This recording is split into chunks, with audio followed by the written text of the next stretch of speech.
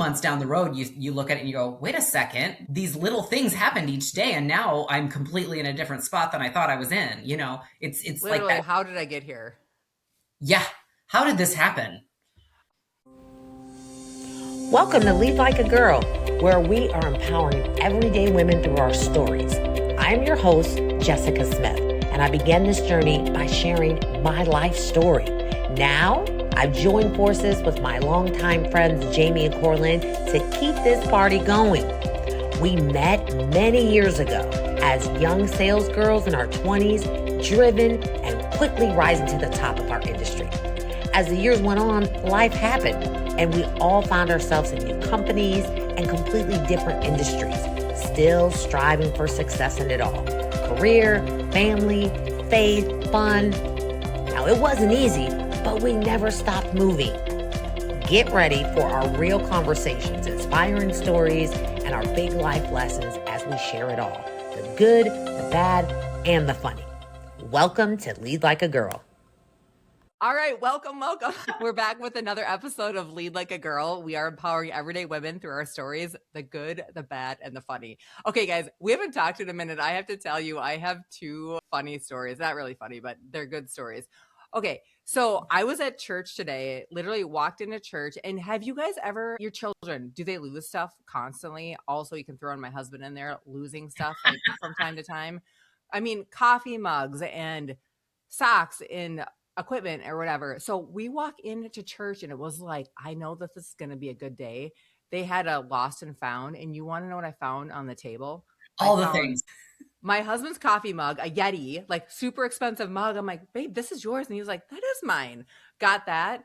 One of the other youth group leaders came up to my son and was like, isn't this your video game? It was like a Super Mario Brother cartridge for his Switch, literally sitting on the table. Grayson's like, yeah, that is mine. And then the highlight of the above all highlights, Grayson for Christmas got a new set of ski gloves, really nice snow gloves that you could zip in and put a hand warmer in.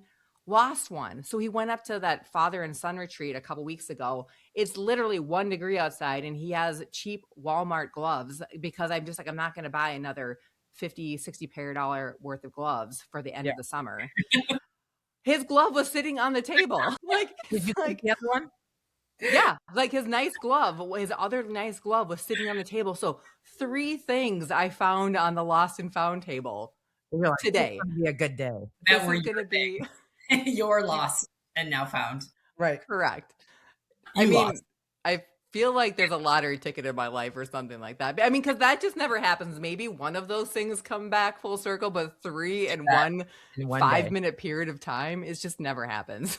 Do that. I can't relate to the husband slash kids losing things, but we moved into this house like 6 months ago, and I literally have no idea where anything is in the house. Like I have to call Sophie and be like, where is the cheese shredder? Like what drawer are my knives in? Like where is my suitcase? Did you have help putting your organizing your kitchen? Did you have people help you put your stuff away? Yes and no. Like it was one of those things where it's like we had to just like everything needed to get put away really quickly because I can't stand things not being put away. But then so things just got shoved everywhere. But we were also remodeling for like 4 months. So everything got put into a different spot. And then Sophie's very organized. So I'm like, okay, can you just do this closet and then this closet? So she reorganized things. So when I say my daughter is the only one who knows where things are in our house, I'm not kidding. That's a Like, gift. I know. I'll text her from downstairs and be like, do you remember where we put The this or wrapping that? paper, like where has that been? Here's the Scotch tape. If you don't have that drawer, like you had the drawer in your other house, like that drawer that it just makes sense, the one that's like to the right of the stove, that drawer that you put Across all from those the things. stove. Yep, right there. If that one isn't at the new place, that's where things get all screwed up because you're like, Yeah. that drawer just made sense to put that here, and now it's in another place. So that causes that chaos too. There's like 7 of those. I remember when we moved into our current home, which the kitchen was almost twice as big, and the cabinets were fairly similar, but the bonus was we have a walk-in pantry. So all the things that I was trying to shove in the cabinets, like all the food now go in the pantry. And I remember when we were moving in, I didn't have enough stuff to fill the cabinets. So I have a cabinet that's just for the toaster. And we we have a drawer that has one cheese grater in it. It's like the cheese grater drawer. Are you just trying to make me incredibly jealous today? Is that just what the point of today's thing is? Because my kitchen is like 1/4 of the size as my old kitchen. Like, but you're gonna remodel it. You're gonna make it your own eventually. We'll see. I just decided yesterday, I was like, okay, if you do these 3 things, I might not ask you to tear down that wall. The wall, the whole wall in the house. So Brett, right. we're on that path. We'll see. Oh man. Well, because once you open up one thing, that I remember working with a client at our old job and we're, remodeling. And I remember the wife saying that I'm like, oh, like what inspired you to remodel your house? And she said, actually, I wanted to change the curtains in the dining room. And well, we kind of got to get a new area rug then. And then the area rug that she loved didn't exactly match the flooring. And it literally was this whole snowball down a hill and then ended up going into a full kitchen remodel. And I'm just sitting there in all the glory and her husband is just rolling her eyes and just annoyed and exhausted. And all hashtag rich people problems. Oh my gosh. Okay. So that was story number 1. And I haven't even told you story number 2 yet. So in Minnesota, and I was the same, we are having a little bit of our like false summer. Like we think we're heading into spring, but this is like the fake spring. It's nice for like a week or 2, and then it's going to get below 0 in a couple weeks, I'm sure. Mm-hmm. But so today, or on Saturday, it was super nice outside. And so I rallied my boys. We need to go outside, kind of channel my inner Jamie. Let's go on a hike. It's called 7 Mile Creek. It's maybe a mile or 2 from our house. So we go there. And of course we got our boots on. We know it's going to be muddy. There's still snow on the ground, and there's a creek there. And of course, 11-year-old boy, it makes a beeline. He wants to walk on the creek in the ice and smash the ice. And in the back of my head, Mom is like, the ice doesn't look safe. You can see the water kind of rushing underneath it, and he wants to walk in. And I'm like, honey, it's going to break, right? It's going to break. And so I'm up on the trail with our dog. My son goes down and he's being careful. Like he's cautious. And so of course my husband follows him down there eventually. And so they're all putzing around, throwing big logs on the thing. My dog's getting antsy. He wants to go down and join them. So of course, finally all 4 of us are now on the icy creek. And and so we start walking down, and I am not paying attention. The whole creek looks solid. I take about 3 steps. All of a sudden, my foot goes through the ice. I am now standing in a creek up to my knees in water. Like it's literally and this creek isn't even that deep. It's super shallow. I just happen to step in the bad spot. Literally falling, and all of my momentum is trying to chase my dog. And so I fall, second foot goes right through the water. I scrape up my I could show you my fingers. I'm bleeding on my fingers because the ice is sharp. I've got 3 bruises on my leg. I'm like, see, this is things that white people do that we don't do. I'm sitting here and I'm like, oh my gosh. And my husband is like chasing, like, Grayson, mom's down. Mom's down over here. Mom's down. And I'm sitting here and I look at my husband. He could just see it in my face. And I'm like, I told you I did not want to walk on this creek. And so, and we were only probably a fourth into our walk. We were on our way out of this, like, kind of like a 4-mile circle. And my gosh. And so I'm like, every other step was like, squish, my boots. You had all the signs of a good day, and you let the boys. You let the boys decide the next step. Right into a dungeon. I was actually thinking about that yesterday as well, because Coraline, I went on a 4-mile hike. We sent each other a message about it, and we were talking about kayaking and stuff. And I was like, I literally said, I can't wait for Jessica and Coraline to get here, because I'm going to get Jessica's ass outside. I am putting her in even better yet, I want to see Will in a kayak. I was like, I cannot wait to make her do white people stuff. Right? Yeah. She's gonna go. He's so much. No, Will has a whole white side to him that I don't have. Trust me. Yeah. He does something. He does things like swim and get out in the water and all that stuff. Yeah, no. Anyway. Does he fish? Does he ever go fishing? Yeah. That's a very southern thing, but I think it's also a California thing. Hayden Okay. loves fishing. Not my thing. Again, I'd have to be paid a lot of money. Now, I will go fishing if there's like, like beach there. Like when I was in Africa, the beach was there. I was sitting there with a bottle of wine in my wine glass. They were all out there. I'm like, hey. Is that really fish? That's just watching. But yeah, exactly. She's catching memories mostly, and a buzz. Right. Oh, well, so I thought the story was timely, one, just because it literally just happened the other day, but the other timely piece is what we're going to talk about today. It's about drift. And so, trying to connect the two. We were hiking along this creek, looks solid, it's frozen, appeared to be stable, right? I stepped forward with every ounce of confidence that I have that this is fine, and I fell straight through the ice, right? And it wasn't like it was like dramatic, it wasn't like life threatening. I was not going to die in this situation. But in one moment I was standing strong, and the next moment I was knee deep in freezing water, wondering like, what am I freaking doing right now? Yeah. But the point that I want to make is that it appeared to be stable, but it wasn't. And I feel like when we talk about how sometimes we can drift, like we can have the appearance that we're going to our goals, that we're going in the direction that we want to, but there's those subtle instabilities of those sudden loss of focus where we can tend to drift off course. And I want to talk about that. So I was reading a book. But it was this interesting book that somebody had gifted me, and it's called How Leaders Lose Their Way. It's by Peter Greer. And the tone of the book has it's Christian tone, but I think that there's a lot of points that he makes in this book that applies to regardless of wherever your faith journey is. But he talks about that drift.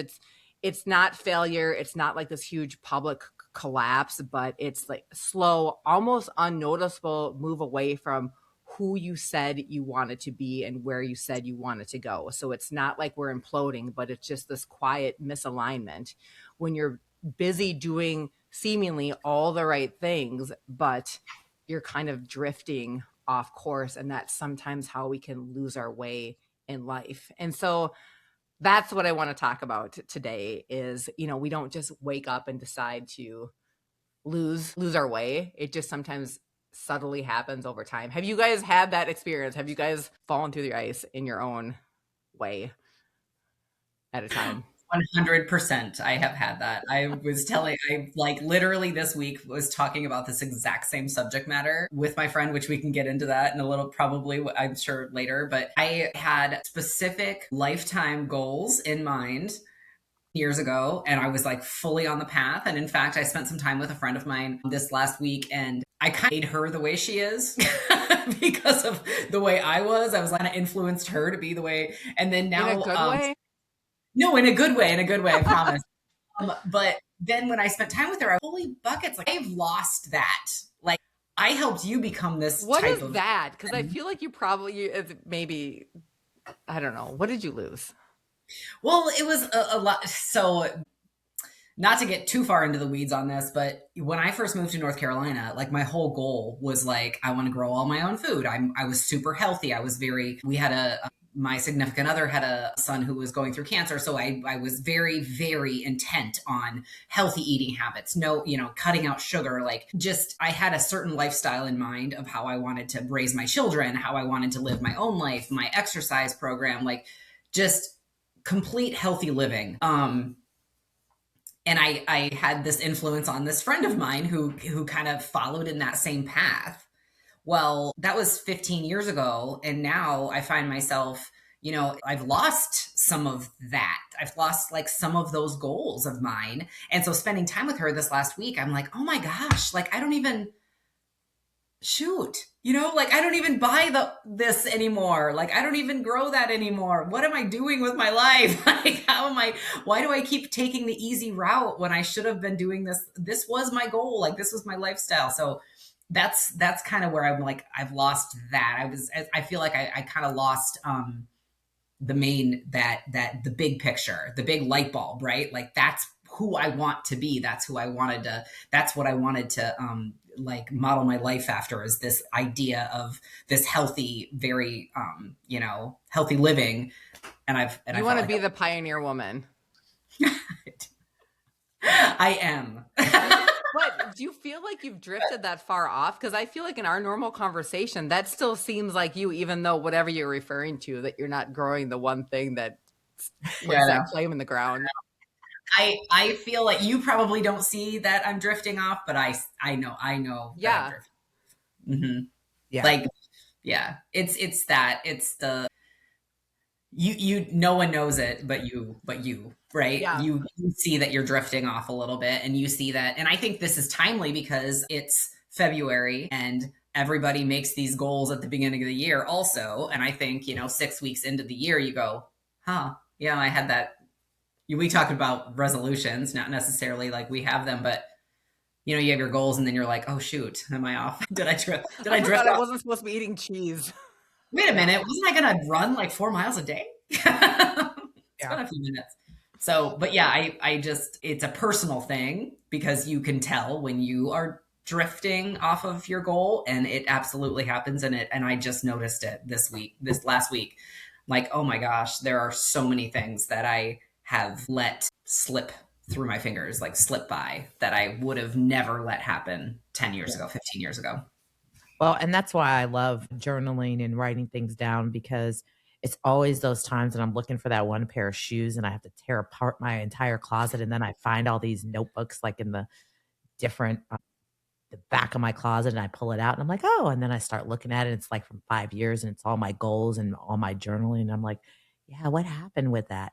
Now, there's also good stuff in there where I can, wow, yeah, I did that. And it takes me back to that moment when I was writing that down. I thought I was so far from that. And it was such a hefty goal. And I'm like only dreaming here. And I'm like, and I did that. And I even, you know, one up that. So absolutely. I think you have those little reminders.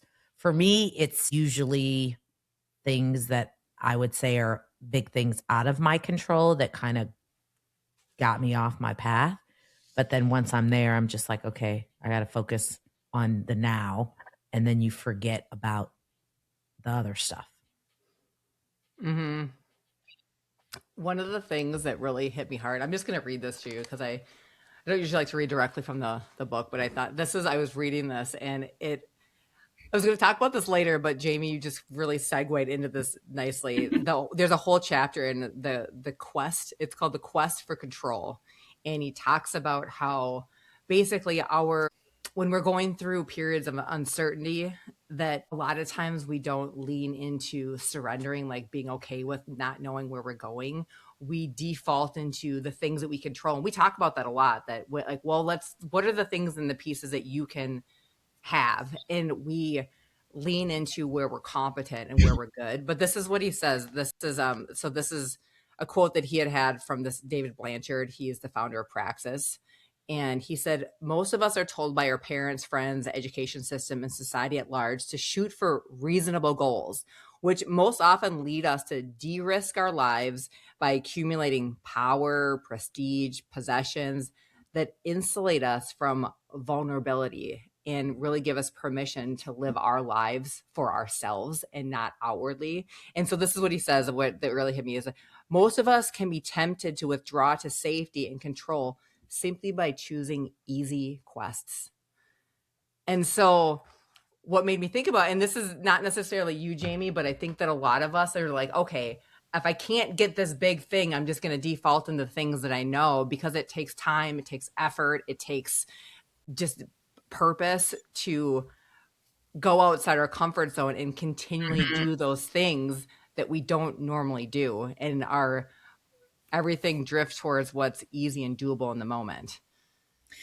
Yeah, well, and there's also that aspect of attainable goals, right? So when you're setting goals and you're thinking about, okay, let me set a few goals that I think I can achieve, that I know I can achieve, so that I can feel like I have some wins.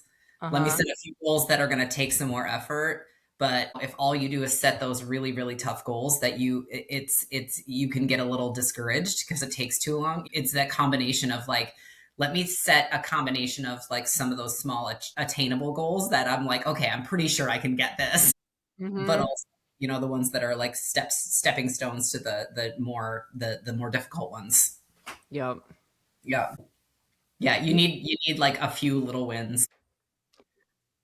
But to your point though, you can't lose sight. You can't drift off the course to that big stretch goal. Right. Right. You have to like set it up in a way where they're all set up in place so that you get to that big goal, Yeah. Mm-hmm. that big Yeah. stretch. That's what I was going to say is that I just have this one big goal. And I ask myself, which I'm challenging myself even to do this now. I have this one big goal. Everybody knows my one big goal is ultimately when I grow up, I want to speak on big stages. I want to be a speaker. That's what I want to do. That's how I want to spend the rest of my life. That's what I want to die doing. Now, I need to be doing something every day of my life that is working towards that goal. And those little things that I'm doing every single day, it doesn't matter how small it is, those are wins. Hmm. But it's Mm-hmm. hard to do that. It is so hard to do that. And it may just be reading a book. And again, that book is growing and developing me to be a better speaker, to, really hone in on my craft, all of those things. But it is hard to do it. I mean, and I think something you said, Core, is that then we start lowering the bar. So instead of every day of my life, I'm going to keep it to Monday through Friday, and I'm just going to take the weekend to myself. And then I can't even do Monday through Friday. So, we do that to make it easier because we want to feel like we're winning. But I think for me, I feel like, no, I'm cutting myself short. I got to get back to every single day. I need to be doing something. But it doesn't have to be something big. It could be something so small. It could be reading an article, reading, for 20 minutes, whatever it is, that I'm doing something towards that goal because I want to be able to think about that goal every single day, even though it's a big goal. Mm-hmm. Yeah. Well, and to your point too, Jess, I think I can't remember what our episode topic was that day, but I remember us talking about, I think maybe we were talking about maybe COVID or something. And we were discussing like, first we were going to church every day and then we were watching church every day. And then, oh, now we can go to church every day, but we don't because we can watch church every day. And like, it's like you get into the easy, like you kind of like you drift into the easier thing, but two, like, you have this goal, but you have a variety of things you can do every day to achieve it. So it might not just be reading that chapter. It might be something like today I'm going to read the chapter, but tomorrow I'm going to go network, or the next day I'm going to go research, go to Toastmasters, or the next day I'm going to do this. There's like such a variety of things that you can do to work towards it that doesn't bore you. It's not like the same thing every single day. It's like there's a multiple choices to daily to work towards it. Mm-hmm.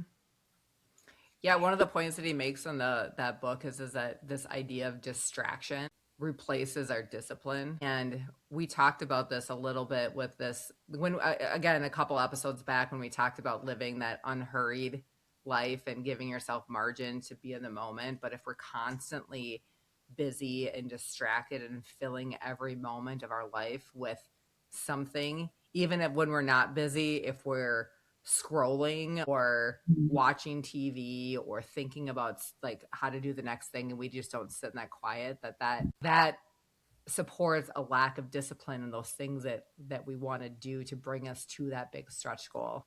Yeah. Mhm. I had a wonderful meeting on Friday. Someone introduced me to a young lady. She's from France. She works for a major corporation. And I love asking this question because it always throws people off. It doesn't matter how old they are. I love to ask the question, what do you want to be when you grow up? And she answered and told me about her goals. And she wants to start her own business, something with communication. She had these great ideas about this app, all this stuff, right? So I said to her, okay, so what are you doing with that? And she's like, what do you mean? What am I doing with it? I'm like, where are you in the process? And she's like, well, I haven't started yet. She's like, I worked for this company for 4 years and then I got recruited to this company, which is a higher position. And now I've been here for 4 years. And so she's probably 8 years straight out of college. And I said, listen, I'm going to tell you, not everybody is meant to be an entrepreneur. Not everybody has goals and dreams of owning their own business and all of that stuff. I said, but for someone who is creeping up on 50, here's the best advice I can give you. You better figure out how to let your 9 to 5 be a 9 to 5 and let your 6 to 9 be your dream. Put time into your dream. I said, because before you know it, you're still going to be talking about this dream. It's already 8 years. I said, is that a thought you just thought of? And she's like, no, I thought of it in college. I said, 8 years, almost a whole decade, and you're still talking about it. And she just sat there like, and I said, you gotta get it back. And I asked her why. She goes, well, I probably work until, if I'm being honest, 7 or 8 o'clock at night. 7 or 8 o'clock at night. And she Thankfully, probably starts early in the morning too, yeah, so completely burning the candle at yeah. both ends. So, thankfully, she doesn't have said, well, now I'm going to get personal. Do you have kids? Are you in a relationship? Are you married? She was like, no. And I said, well, thank God, because something's got to give. And so, and it just reminded me of what we're talking about. And I said, the best thing I can tell you is that you got to get to the point where you don't forget what your dreams are and burn yourself out in somebody else's dreams, because time doesn't wait for anyone. Well, let's talk about that. I mean, I feel like a little bit of that is she's had some really good success, and I think that we all can relate to that too, where you have this little bit of success or a lot of bit of success where you think you're heading this way, but then you have success in a different area where it maybe is not supporting that goal that you want to go, but you start investing a lot of your attention and your resources into this other success that you're experiencing, and you kind of wonder and wander a little bit where you've had success in other areas, and that's a big distraction Yeah. also. It encourages that drifting away from whatever your goal is. And that's exactly why I thought of that story, because it's a distraction and we have to be really careful. Yes, we want to be successful, but when you do aspire to do something for yourself and you have that dream, you have to keep your eye on the prize, because a corporate job can be very distracting when it just takes so much out of you and requires, and sometimes it doesn't require. Sometimes, especially as women, we do it to ourselves. We outwork everyone just because it's not even required. So there's that, but it can be a huge distraction. Mm-hmm. What's the fix? How do we stop drifting? Be intentional. What's the fix? What's the What's fix? the book say? How do we? Well, the kind of the interesting analogy, and this wasn't from this book, but I had saw this maybe on the other time that I was scrolling through TikTok, but it was talking about a boat, and you think of these giant ships and boats are steered by this tiny little rudder, and it's just this whole word picture of, if you're trying to move the boat, you can just change your rudder a little bit in a slight direction, and it'll completely change the direction of this giant ship. What are some of those things that are like our rudders in life that help us stay on course? We talked a little bit about the book that Brad's reading, and how it was basically, the premise behind it was kind of like the opposite of drift, where it was like, if you just take that 1%, that one tiny difference each day to move towards your goal, like that actually, it doesn't have to be this major event. It can just be this one thing you do each day. But truthfully, the first thing that popped into my head when you asked the question of like, what's the fix? How do we figure out how not to drift away? Was tell your friends. You know what I mean? Communicate your goal. Like, bring your tribe into it and tell your people in your inner circle, this is what I want to do. Here's what I want to achieve. I'm trying to work at this every single day. Can you help me with this? Like, watch me. If I'm doing this, like, please check in on me. Like, if I'm doing this or this, tell me, call me out. Like, I think that is like, that could honestly probably be the cheapest and easiest and most effective way to keep keep with that, keep with that goal and like not try to drift away from it because you've got someone holding you accountable, someone who cares about you, someone in your circle, somebody in your tribe that's going to hold you accountable. And you do that for them too. I mean, that's like the first thing that came to my brain was just Yeah. tell your friends, tell your friends. Yeah, you just reminded me of someone who asked me to do that. Listen, there's a reason why you hear that it's something crazy like 75% more likely to reach your weight loss goals when you have a weight loss partner. Like there's a reason for that. And the same thing, and my mind went the exact same place, Jamie. One, you have to lock arms with people that not just can hold you accountable, but you got to lock arms with people that are in places where you want to go. And I think that's hard. That's hard for me. It's hard finding those people. It's hard asking for help. But I think it's not just accountability. You got to find people who are in places that you want to be, that have reached the goals that you have. And Mm-hmm. Mm-hmm. those people are important. The picture that I have in my hand is that you have like one person that's going on the journey with you, so you can be commiserate with them, and then the other on your arm is helping you get like they've already like we've done this like in kind of pushing and pulling sometimes you along. So you've got somebody who's walked the path and somebody who is in the path. So now I'm going to give you another visual. The way I think of it is I need a third arm, or maybe it's my leg, because I need to have someone that I'm lifting up with me as I'm going. And so that's so important. Sometimes we think that, well, we're not there yet. We don't have anything to offer someone else. Always, it doesn't matter where we are in our journey, we have something to offer someone. And so I think that when you're always paying attention to where is someone else that I can be lifting as I'm rising, I think the Mm-hmm. universe just automatically is going to set you up. When you have a heart to serve, you're going to get there faster.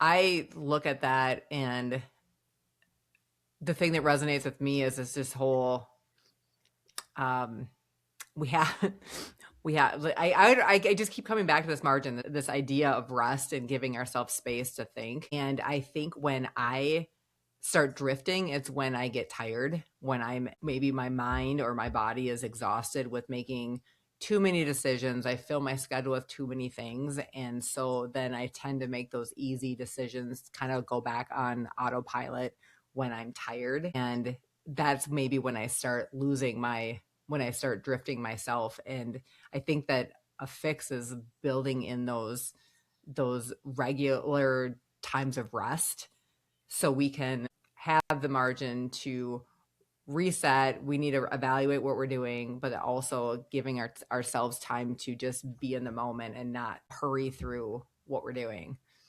Yeah. I wonder, is there like, what's the actual definition of drifting? Like, what is it actually like? If you have, Are you going to Webster's dictionary? I'm just curious that there's like all of these things that fall under that. I'm just curious, is there, or in the book, it's like, what does that actually mean? Talk amongst yourselves. I'll look it up here. This is like last episode when you're like, who wrote that book? I'm like, thanks for that. Fun. I feel like it's when this whole concept just makes me think of, there are big actions that happen in your life where it's like, oh my gosh, I'm completely off course. We talked about it last episode when unexpected things happen in your life and you're like, oh shoot, like I'm completely off course right now. This Mm-hmm. is the opposite. This is like, you don't even know what's going on because one little thing changed like each day. And all of a sudden, like, I'm not sure that's a bad choice of words. 2 months down the road, you look at it and you go, wait a second, these little things happened each day. And now I'm completely in a different spot than I thought I was in. It's like Literally, that. how did I get here? Yeah. How did this happen? Okay, here's the definition. Okay. Here we go. So, how leaders lose their way, Peter Greer says, losing one's way is a universal threat. It's subtle shifts and small compromises compounded over time and pull leaders off their mission. Mm. Mm, I like that. Off their mission. yeah. Yeah. So you know what your mission is, and you lose sight of that. The small things are pulling you away. And I think that the thing that gets masked is a lot of those distractions, it's all, a lot of it is all good things, you Well, that's know? what I was going to say. You made a good point when you said when I was talking about the girl, and I think that's where it gets tricky because it's good things. Like I always tell people, some don't get it twisted. Some things are good things doesn't mean they're God things, right? We think all good things are God things. That's another show. But I'm just saying that if we see success, sometimes that's a distraction that's easy to pay attention to because it makes us feel good because we did something good because we're successful in Mhm. it. But that's why I like when you said the definition, the mission. If it Mhm. isn't the mission, it doesn't matter how good or how successful it is, you've fallen away from the mission.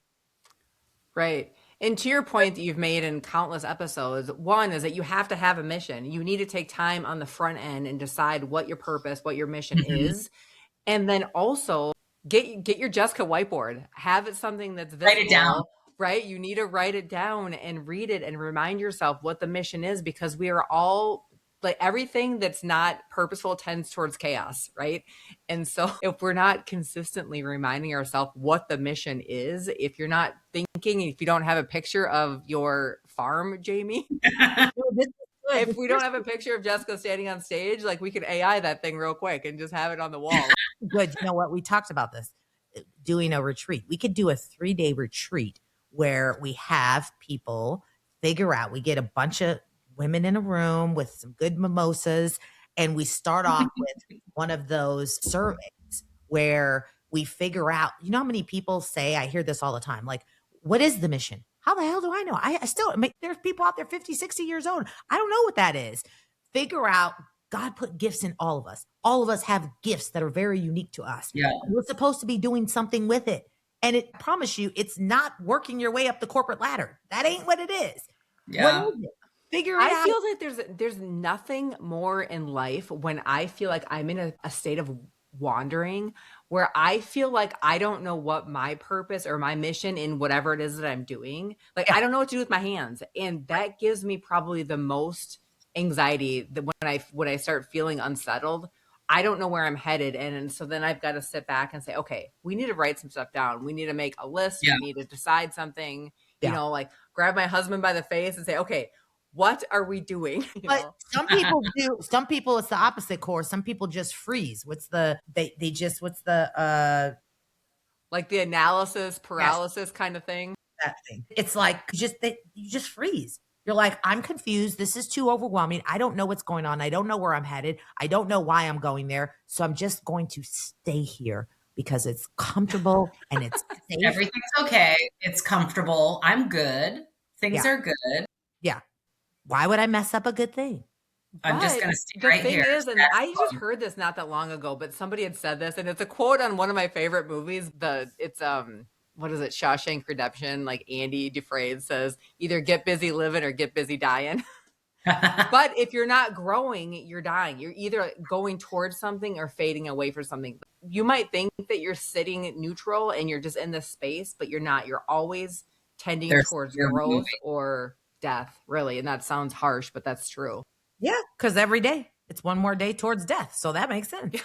Okay, Talking about we need to end this episode on a really positive note. I was I'm gonna gonna have say, you, but like I'm talking about we watched Independence Day last night, so my brain is full of all the quotes from like the old throwback. you're bringing up Shawshank Redemption. I'm like, It's like movie day. I know. So what do we want to leave our listeners with? What is the most important thing?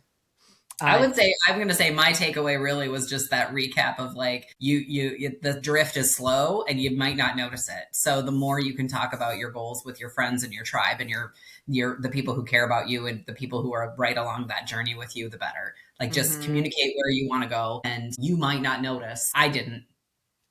You might not notice when you're drifting away, but the people who are invested in your goals and invested in you and invested in your success will notice, because they're the ones asking you every day, hey, what did you do? How'd that meeting go? What happened? Jessica, did you read that book today? What happened with that chance you had to be on stage. You know what I mean? Like the people who are invested in your success are going to ask you those questions. So just making sure you're telling your friends and family and tribe about that.